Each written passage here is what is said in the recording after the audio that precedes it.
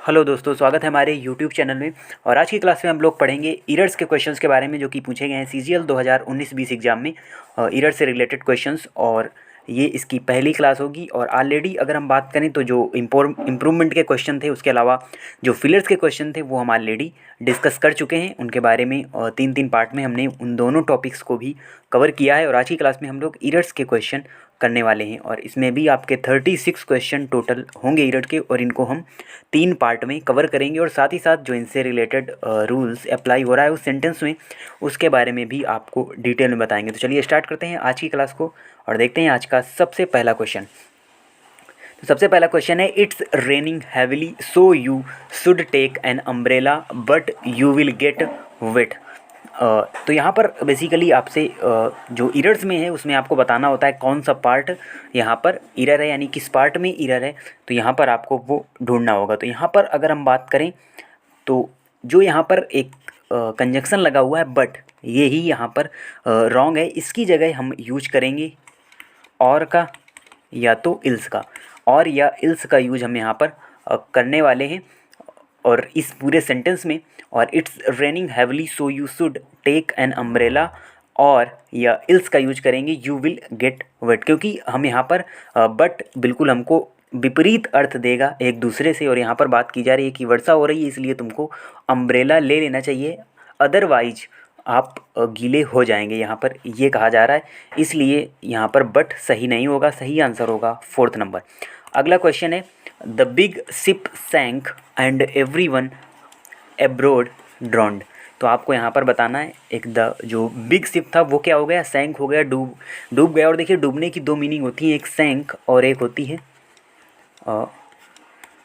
Drawn, यानी ड्रॉन्ड means भी डूबना होता है।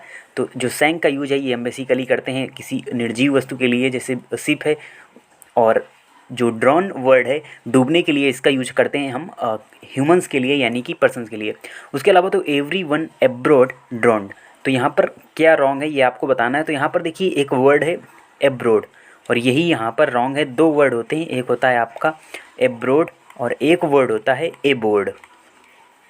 तो दोनों का मीनिंग हमको समझना होगा। तो यहाँ पर जो एब्रोड का मतलब होता है, इसका मतलब होता है टू अ फॉरेन कंट्री। तो इसका जो सेंस आता है वो आता है एक फॉरेन कंट्री से। उसके अलावा बात करें अगर हम ए बोर्ड की, तो इसका मतलब होता है और, यानी ऑन और इनटू।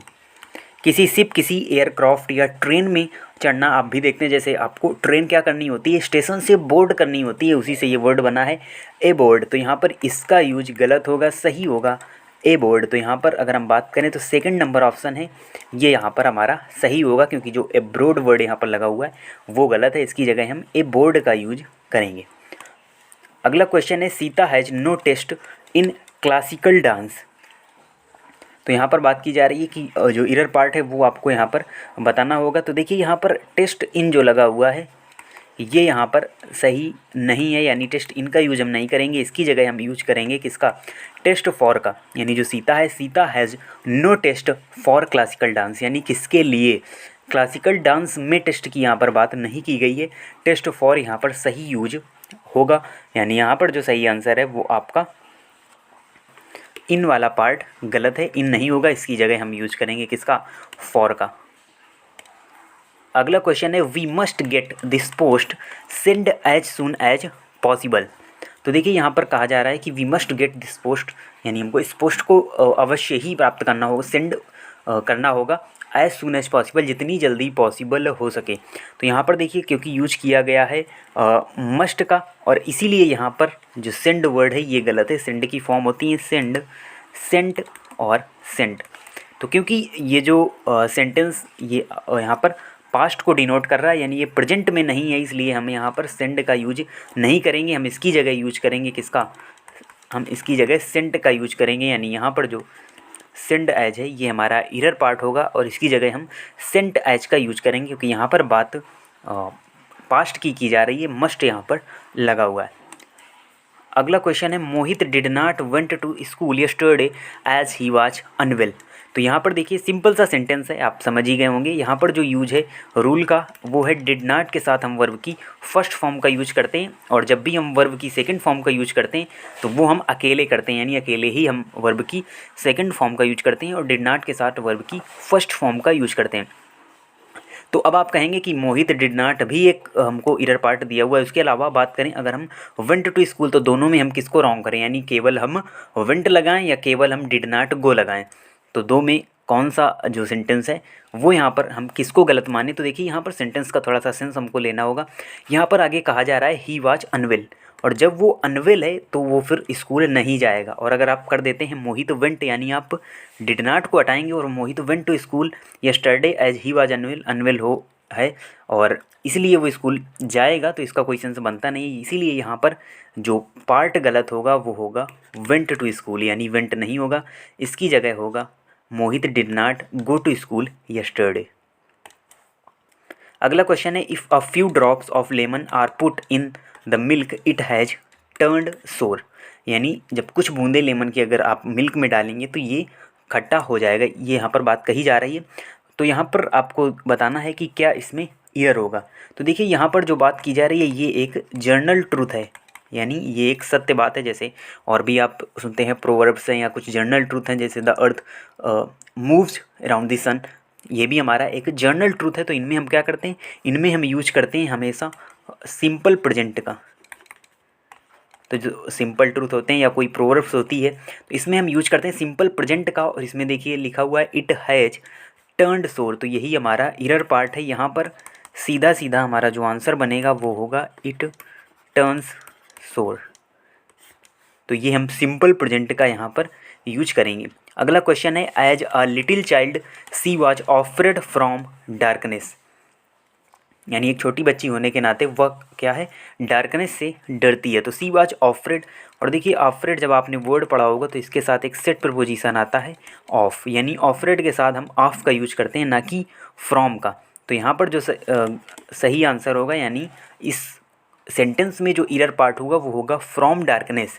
फ्रॉम डार्कनेस की जगह हम यूज करेंगे ऑफ डार्कनेस का, तो इसकी जगह हम ऑफ डार्कनेस का यूज करेंगे और यही हमारा सही आंसर होगा। अगला क्वेश्चन है plenty of information were given to me at the tourist office, यानी टूरिस्ट ऑफिस पर मुझको गलत इन्फॉर्मेशन दी गई। तो यहाँ पर आपको इरर पार्ट बताना है। तो देखिए यहाँ पर सबसे पहले हमको समझना होगा कुछ वर्ड होते हैं plenty of, one of, each of, इसी प्रकार से जो प्लेंटी ऑफ वर्ड होता है इसके साथ हम यूज करते हैं अनकाउंटेबल नाउन का प्लस सिंगुलर वर्ब का। तो ये आपको ध्यान रखना होगा, हमेशा जब भी आपको प्लेंटी ऑफ वर्ड मिले तो इसके साथ हम अनकाउंटेबल नाउन और उसके साथ ही साथ सिंगुलर वर्ब का यूज करेंगे। तो यहाँ पर देखिए जो वर्ब लगी हुई है वो लगी हुई है प्लूरल की, यानी कि वर लगा हुआ है, तो यही हमारा गलत होगा। यहाँ पर सही आंसर होगा plenty of information was given to me at the tourist office, तो यही यहाँ पर गलत सेंटेंस होगा। अगला क्वेश्चन है he went to work but returned back immediately. तो यहाँ पर देखिए आप पहले ही समझ गए होंगे, सिंपल सा क्वेश्चन है, क्योंकि आपने कई सारे वर्ड पढ़े होंगे जिनके साथ सुपरफ्लूस ये दिखाते हैं, क्योंकि रिटर्न के साथ हम बैक का यूज कभी भी नहीं करते, क्योंकि रिटर्न का ऑलरेडी मतलब होता है वापस लौटना और फिर बैक उसमें लगाया जाएगा, तो वो एक जो अलग से एक्स्ट्रा वर्ड लगाने की हमको यहाँ पर कोई नीड नहीं है। तो इससे रिलेटेड कई बार इरर्स भी पूछी गई है और कई बार आपको यहाँ पर फ्लड्स के क्वेश्चन भी पूछे जाते हैं। तो रिटर्न के साथ हम कभी भी बैक का यूज नहीं करते। अब हम बढ़ते हैं अगले सेंटेंस की ओर, और अगला सेंटेंस है the present what I by for you yesterday was very expensive. तो यहाँ पर आपको इरर बतानी है। तो देखिए यहाँ पर एक वर्ड दिया हुआ है यस्टरडे, और कुछ वर्ड्स दिए होंगे आपको पूरे सेंटेंस में जिनको आपको अच्छी तरीके से पकड़ना है और उसी की सहायता से फिर आपको उसमें इरर फाइंड करनी होगी। तो यस्टरडे का यहाँ पर मतलब है कि जो सेंटेंस है वो यहाँ पर पास्ट में होगा, तो पूरा सेंटेंस ही पास्ट में होगा, क्योंकि आगे वाज भी लगा हुआ है, यस्टरडे ऑलरेडी पास्ट को डिनोट करता है। तो यहाँ पर जो बाई लगा हुआ है इसकी जगह हम इसकी सेकंड फॉर्म का यूज करेंगे, यानी बॉट का यूज करेंगे। तो यहाँ पर जो सही आंसर होगा वो होगा व्हाट आई बाई, यानी यही रॉन्ग पार्ट है पूरे सेंटेंस में, व्हाट आई बॉट का यूज हम यहाँ पर करेंगे, बाई यहाँ पर गलत होगा। अब अगला क्वेश्चन है हमारा the famous author and actor are being honoured at a function today, यानी आज एक फंक्शन में the famous author and actor are being honoured. तो यहाँ पर आपको एरर बतानी है। तो देखिए अगर बात करें तो यहाँ पर आर्टिकल रिलेटेड एरर दी हुई है। तो आपने दो नियम आर्टिकल के अंदर पढ़े होंगे कि जब एक बार द और फिर नाउन एंड नाउन इस प्रकार से जुड़े हों, यानी एक ही आर्टिकल लगा हो और दो नाउन आपस में जुड़े हों, तो यहाँ पर हम यूज करते हैं हमेशा किसका, सिंगुलर वर्ब का। उसके अलावा अगर द यानी कोई भी आर्टिकल हो, फिर नाउन हो, उसके बाद एंड द एक बार फिर लगा हो और फिर नाउन हो, तो यहाँ पर ये दो अलग अलग लोगों को डिनोट करता है और यहाँ पर यूज करते हैं हम प्लूरल वर्ब का। यानी जब द केवल एक ही बार लगा हुआ है और दो नाउन जुड़े हुए हैं, जो कि सेंटेंस में है कि the famous author and actor, यानी यहाँ पर एक ही पर्सन की बात की जा रही है जो फेमस ऑथर भी है और साथ ही साथ एक्टर भी है, यानी दोनों चीज़ें वो एक ही पर्सन है, इसीलिए यहाँ पर एक ही द का यूज किया गया है।